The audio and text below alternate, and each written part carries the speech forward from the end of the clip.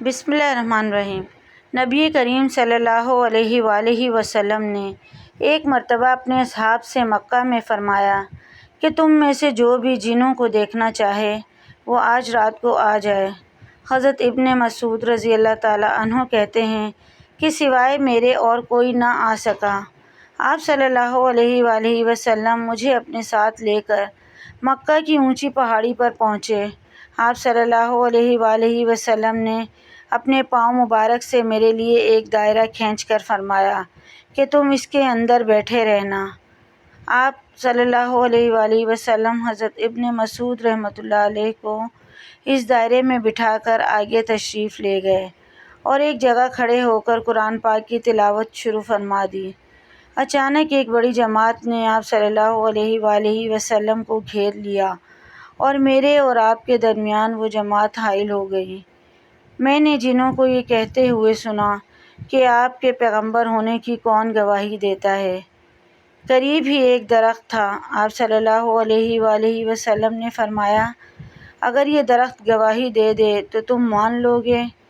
جنوں نے کہا، ہاں مان لیں گے۔ اس پر آپ صلی اللہ علیہ وآلہ وسلم نے اس درخت کو بلایا۔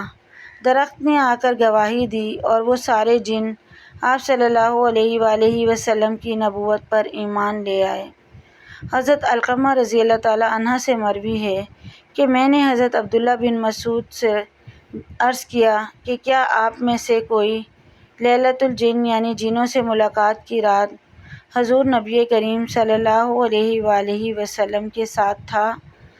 حضرت ابن مسعود نے فرمایا کہ ہم میں سے کوئی بھی اس رات رسول اللہ صلی اللہ علیہ وآلہ وسلم کے ساتھ نہیں تھا، البتہ ایک رات ہم نے رسول اللہ صلی اللہ علیہ وآلہ وسلم کو مکہ مکرمہ سے گم پایا تو ہم نے سوچا شاید مشرکین نے آپ صلی اللہ علیہ وآلہ وسلم کو گرفتار کر لیا ہے اور چھپا دیا ہے اور معلوم نہیں کہ آپ صلی اللہ علیہ وآلہ وسلم کے ساتھ کیا سلوک کر رہے ہوں گے، اور ہم نے یہ رات بڑی بے چینی اور مشکل میں گزاری۔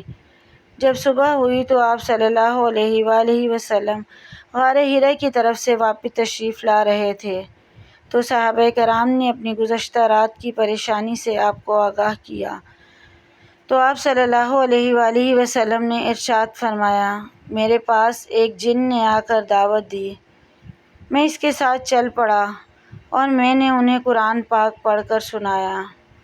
پھر آپ صلی اللہ علیہ وآلہ وسلم ہمیں وہاں لے گئے اور آثار دکھائے اور ان کی آگ کے اثار دکھائے۔ جنات نے سرور کونین صلی اللہ علیہ وآلہ وسلم سے زاد راہ مانگا کیونکہ وہ کسی جزیرہ میں رہنے والے جنات تھے، تو آپ صلی اللہ علیہ وآلہ وسلم نے فرمایا، ہر وہ ہڈی تمہاری غذا ہے جس پر اللہ تعالیٰ کا نام لیا گیا ہو، یعنی حلال ذبح کی ہڈی تمہاری غذا ہے۔ اور ترمذی کے الفاظ یہ ہیں کہ جنات کا کھانا وہ ہڈیاں ہیں جن پر بسم اللہ شریف نہ پڑھی گئی ہو اور وہ تمہارے ہاتھ آ جائیں، یا جس ہڈی میں گوشت لگا ہوا ہو، اور ہر قسم کی لید و مینگنی تمہارے چوپایوں کا چارہ ہے۔ اسی لیے رسول اللہ صلی اللہ علیہ وآلہ وسلم نے فرمایا، تم ہڈی اور لید سے استنجا نہ کیا کرو، یہ تمہارے جن بھائیوں کی خوراک ہے۔ مستند احمد ابو الشیخ مسلم ترمذی۔ مزید ایسی ویڈیوز کے لیے چینل کو ضرور سبسکرائب کیجیے۔ ویڈیو پسند آئے تو لائک شیئر کیجیے اور کمنٹ کرنا مت بھولیے گا۔